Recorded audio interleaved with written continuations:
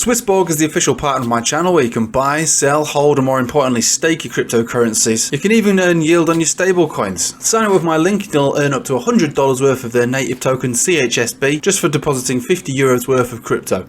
SwissBorg.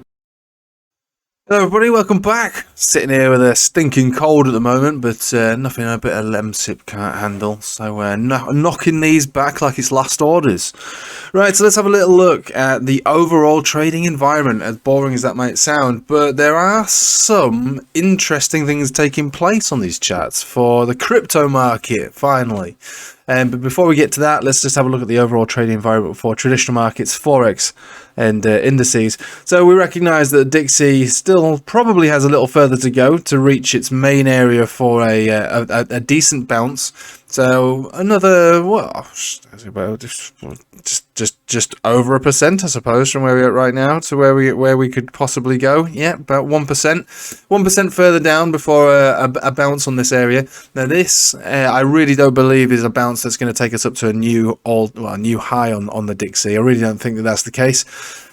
I went into a bit of detail about why that's going to be most likely, but on the live stream last night. But effectively, just think about it on a technical basis. We're inside a channel. Yeah, we could bounce back up to the top of the channel, but more or less, that happens half the time. So we've got a 50-50 chance that it will go onto a new high before it breaks down to the bottom.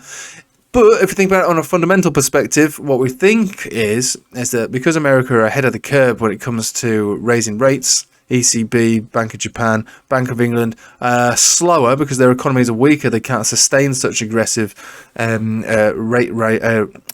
of rates. That if anyone's going to start to pivot first, not yet, but a little later, it's going to be America because they're the ones who have got the lowest inflation, even though it's still quite high, obviously. And everyone else is going to play catch up. So as the Federal Reserve start to get a bit more timid and with their approach to raising rates later on, all the other central banks can't. So they're going to continue with their raising of rates, probably at the same or higher, and then the Fed are going to do it less. Right, that's my cold stuttering and talking. I know I'm not the greatest communicator, but it's going to be especially bad today because my head's foggy. But my thoughts are clear, so don't worry about that. So if you can listen through the mess, maybe you can gain something from this. So overall, we're looking for a bounce on the Dixie at roughly this level, 104.5. And that would probably only take us up to wherever the 10 or the 20 moving average is. Don't think we're going to be seeing Dixie above 109 for a little while. If we were to get above 109, then yeah, we'd probably go back to the top of the channel. I don't think we're going to. I honestly don't think we're going to, which is also one of the reasons why I've been speculating over the last few weeks, why I think that traditional markets may have found their lows.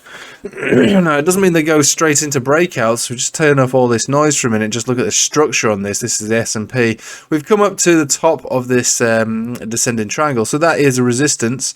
This is a consolidation pattern, and if you were looking to take profit, if you haven't already, this would probably be it. Although I did say, this is where the Everything Bounce 2.0 is going to kick in, and obviously that has happened. We treat it like a bear market rally. I got out of this a couple of weeks ago, but it could continue. And like I said, there is a chance that traditional markets found their lows already. This could be the bottom for traditional markets, but for the moment, this is a very likely place for a top to be. On this bear market rally. If the bear market rally has legs and we break out of here, then we actually go into a different change of behavior, basically. And this year-long consolidation trend line is not completely irrelevant, but being broken, we don't necessarily need to worry about that. And then we can go to horizontal supports and resistances. We can draw one of those in right now. And it's basically 4,160, thereabouts on the S&P. Now, let's have a look at the NASDAQ. We'll turn off all the noise. And the NASDAQ is actually, toying with the idea of breaking out here. And this is yesterday. We're not open here at the moment.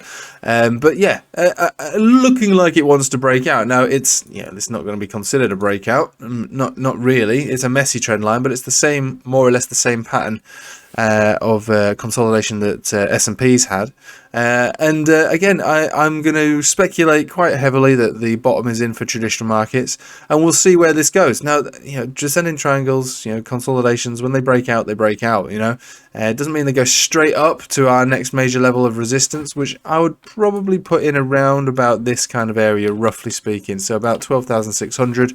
So a fair bit further to go. And then what we'd see is a change of behavior. So not having to worry about this steep descending trend line of resistance. And now it's basically a matter of seeing if we can reclaim certain areas. This also is very much like a Bitcoin chart, I have to say. I've got a fair bit of scribbling on here from last night's live stream, so we just get rid of all this noise. But the same sort of deal is taking place with Bitcoin. So Bitcoin broke out of its descending triangle before the FTX situation, came back within it, broken out of it again, and we had a fair old pump yesterday. It didn't feel massive, but on a technical standpoint, it's actually quite encouraging to see this, because we're above a lot of moving averages of significance now. They're all very, very, they're merged together. I like to call it the proton pack from Ghostbusters. When all the moving averages meld together to create one area? That's often an accumulation kind of vibe on a chart, really, where there's no particular edge, but it's a matter of which side you're on. The bulls, if you are on the side of the bulls, you've got to be above them. If you're in the side of the bears, you've got to be below them. There's not much difference, to be honest with you, when it comes to price. 16,500 being the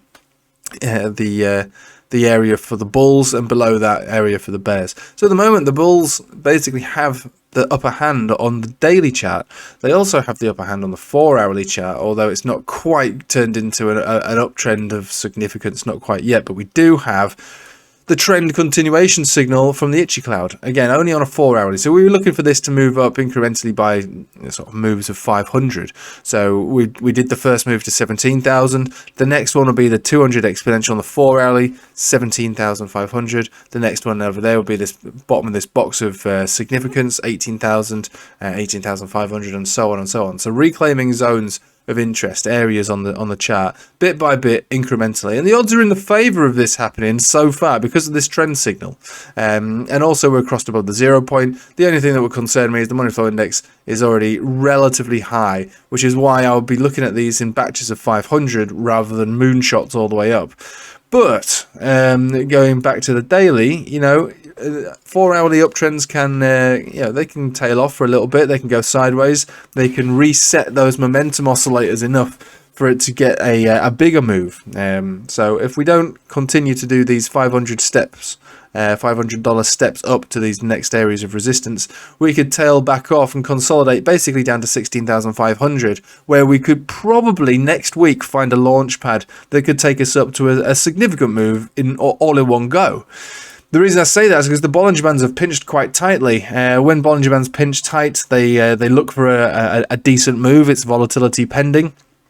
Something like that happened over here. So Bollinger Band's pinched quite tight. We reclaimed the center of this Bollinger Band. We moved up to the tune of, well, it's 11%. I know that's kind of measly, but I'm looking for recent examples. But any example on any chart, when Bollinger Bands pinch, they look for volatility. And if you're above that Bollinger Band center, then the volatility should move to the up. If it's to the down, then it will move to the down. Similar thing happened over here. I can see over here. There was a lot more to the reason why this was going to move up, but we reclaimed it and then tearing up move. So Bollinger Band starting to pinch, breaking down. Okay, fair enough. And then that's it. Volatility expanded to the up. Looking pretty sweet. So things aren't looking too bad on Bitcoin. However, with the S&P and the Nasdaq and Bitcoin all at these areas of resistance, the resistance for Bitcoin being the flat figure of 17,000, also the top of the Bollinger Band where we had a problem yesterday. We seem to be getting a small rejection from it today. It's very early still. It's only 9:20. So yeah, it feels like rejection territory, and we'll have to see how traditional markets behave. I'm not, like I say, perma bear or anything like that. The general direction is still down. It is a bear market rally so far until we break out of these areas on S&P and Nasdaq. And again, this isn't a breakout, not quite, not really. But I mean, it's encouraging. We mostly be looking at this. This is a lot tidier and neater trend line, and I'd expect a rejection. So if we do get rejected on this area here, and we assume that the bottom is in, we will be looking for a support to take place around 3,900 for the S&P. If that breaks down, then yeah, we probably come down a lot lower, and then maybe we do go to make a new low. We can even print a double bottom on this one, or just short of it, and my theory still be appropriate. So that would be a nice area for it to tag as well, 3,570. Either way, like I say, I'm not suggesting that the bottom definitely is in for traditional markets, but with the Dixie, behaving the way that we expected it to, and now with its position on the weekly chart with this curvature that's taking place on all the major moving averages, they're actually crossing down below each other for the first time since this big bull market for the dollar began. It seems as though maybe there is a top on the Dixie now, and we will wiggle around in that channel, which is still a rising channel, by the way, but we will wriggle around in that channel maybe for the best part of 3 years now. So with a destination of probably about 100 for the Dixie over a period of years. So that's all right to me. I'm quite happy with that, and that's one of the main reasons I think that we're looking for a bottom to take place, or a bottom has already taken place on traditional markets, not Bitcoin. They are correlated, but it's not quite that simple. But we can make the assumption that if that is the case for traditional markets, it could also be the case for Bitcoin. It'd also be in keeping with the 4-year market cycle. However, it's not a perfect match. We expected the low to be in anywhere between September and December. So this is now the 1st of December. We're going to have to see how these, I suppose, the first week or so continues for everything, because like I say, we are at resistance now. So even if this is a bear market rally or the bottom is in, we should still be expecting rejection at this moment in time for traditional markets anyway. So that should be enough to bring down Bitcoin. But the line in the sand for Bitcoin is 16,500. That's where the Bollinger Band center is for the on the daily. So the Dixie here again, looking at the Dixie here, we've got a short signal on the Dixie. We're looking for this to probably play out further. So still looking for further downside. And Euro, another buy the dip opportunity on the 10 exponential, and now we're reclaiming the 200 exponential on the daily. So this looks pretty sweet to me as well, with an eye to move up to 106, which is what I was saying yesterday. So it all looks quite good. Now, for altcoins, a bit of an issue taking place, but it's not the end of the world. The 40% dominance on the Bitcoin dominance chart usually signifies a problem for altcoins, Whether that's their Satoshis being drained in the face of a pump or a dump, obviously whacking everybody in the face really hard. So it's never normally a place to think about buying altcoins, right? It's not normally the case. However, I believe that this next bull market is going to be a largely altcoin driven market, different to the last one, which was, if you think about it, look at the one prior to this one. So the bull market that ended in 2018, right? That's where basically anything and everything that was altcoin was bought, and they went crazy and just went mental. Small market cap for the entire industry. Then this last bull market that's just been and gone, yeah, we had utility. We had a lot of adoption taking place. We have that now throughout the whole bear market. Look at Algorand, look at all these things that are performing in the World Cup. There's a lot of adoption taking place, but there was also a lot of crap that was being traded as well. And then what's happened obviously with FTX is it's drawn attention to the fact that we need regulation, and that blockchain in itself isn't actually something to be written off completely, but some crypto should be written off. It's damaging to a lot of people. They don't know what they're doing. They see a token with a nice little furry animal on the front of it and they buy it, and the next thing you know, they wake up the next day and all the money's gone and it'll never come back because it was effectively a scam. And that's basically the nature of crypto to a large extent. But throughout all this nonsense and all this rubbish, there are actually decent blockchains that are being utilized, adopted with utility, that are actually trying to or have already solved the problem, and it's just a matter of time before more and more companies or whatever decide to take on that, take the leap into blockchain, and that should transfer into some value on some of these altcoins. And so the next bull run should be dictated by that kind of adoption and utility. This will be the run of altcoins and regulation. So don't be afraid of it. There'll still be big gains, but just be very skeptical about what it is that you decide to buy. And you might have to think about it from a fundamental perspective as well as a technical. if you're looking for the long term. So with that in mind, you know, maybe buying some altcoins down at these low levels, despite the trading side of things looking like a bad idea. You know, for the long term, you know, it should still work out okay. We recognize that the bear market has seen a Bitcoin dominance hanging around at a very low level in comparison to the last bear market, which basically caused the Bitcoin dominance to rally from the bottom all the way to the top. So from the lowest read to pretty much the highest read. This time it's not done that. So this emphasizes the fact that I think altcoins are going to continue to lead. Not just through a bear market. It doesn't feel like that if you bought the top on an altcoin. Believe me, I can imagine your pain there, and I've done it in the past. But the Bitcoin dominance reflects the strength of altcoins, despite their prices being down 99% or whatever. So what I'm trying to get at is looking at the total market cap now of all crypto, Bitcoin and altcoins altogether. That actually has the same setup as Bitcoin. So 4-hourly trend continuation signal on the Ichimoku cloud. So if Bitcoin moves up and fulfills its trend, so the market also should. And so with this, there will be many altcoins, if not the market in general, probably just trend at the same way as Bitcoin. So whatever, this time it'll be Bitcoin moves up, the market moves up. Now, depending on what it is that you have, you know, what altcoin you have, you may or you may not benefit from that.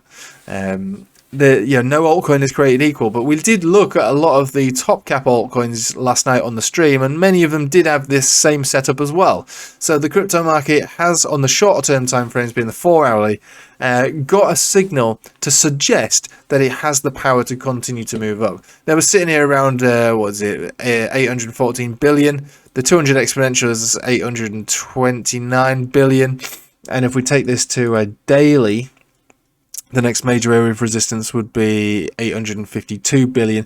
So there's a lot of resistance above us. The total market cap chart looks like a Bitcoin chart, but the beauty of this is that it represents all crypto. So the money, whether it's in or out of Bitcoin, is going to be reflected on this chart, and everybody should benefit.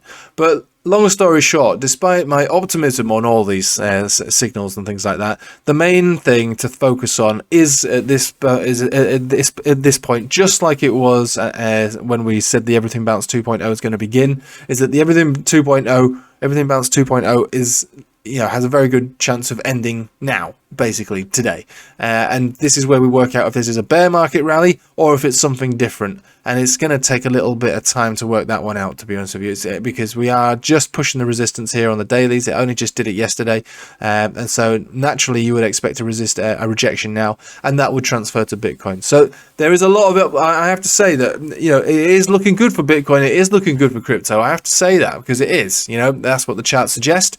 But we all know that the big daddy of all charts are going to be the American traditional markets, and they are performing well. Like I say, you know, a lot of people think that we're going to go into a huge catastrophic collapse, and we might do, but the charts don't seem to want to do that.